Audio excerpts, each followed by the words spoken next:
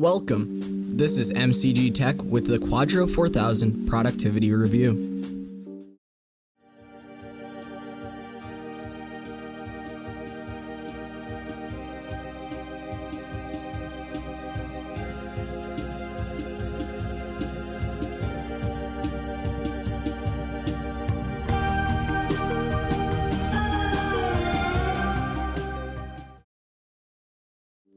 Before I get into the video, I just wanted to welcome any first-time viewers.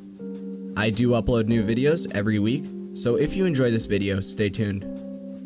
I also did make a MCG Tech subreddit for those of you who have any video recommendations or want to talk about anything related to tech. The subreddit will be linked below.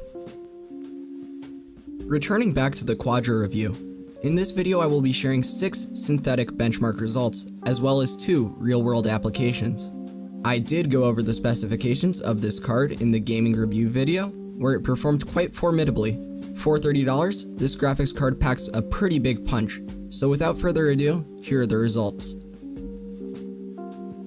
Starting with Blender, I ran the quick benchmark, which completed after a grueling 59 minutes and 31 seconds. Throughout this review, keep in mind that the rest of this computer's specifications include an i7-2600, 24GB of DDR3 RAM, and a 500-watt PSU. In Cinebench R15, this card scored 51 FPS, which means it performs slightly worse compared to the HD 5770 I tested in my budget $150 gaming PC. But still, this is not a terrible result. Moving on to everyone's favorite furry donut, I ran Furmark.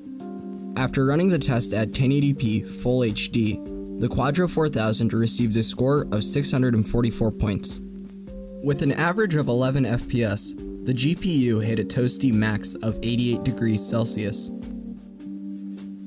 Next, I ran the Geekbench OpenGL test, where this card received a score of 21,606. Following Geekbench, I opened up Unigine Heaven. Using the DirectX 11 API, I ran the benchmark at 1080p high. These settings resulted in a score of 442 and an FPS of 17.5. And for my last synthetic benchmark, I ran the Unigine Superposition test. At 1080p medium settings, this card scored 1,175. By reaching a max temperature of 86 degrees Celsius, this card was able to produce an average of 8.8 FPS. Transitioning over to real-world applications, I tested 1080p video editing as well as CAD work.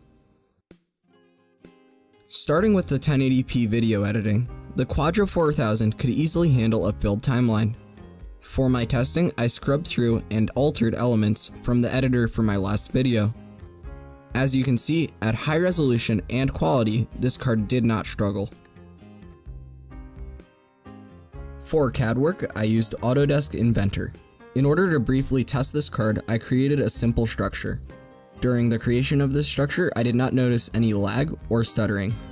While I did not load in any advanced projects, the fluidity of the basic creation leads me to believe that this card should be able to perform well, even with more complicated tasks. In conclusion, this card performs very well when you take into account it can be easily found on eBay for $30. The 2GB of GDDR5 memory certainly helped this card when it comes to productivity-focused tasks.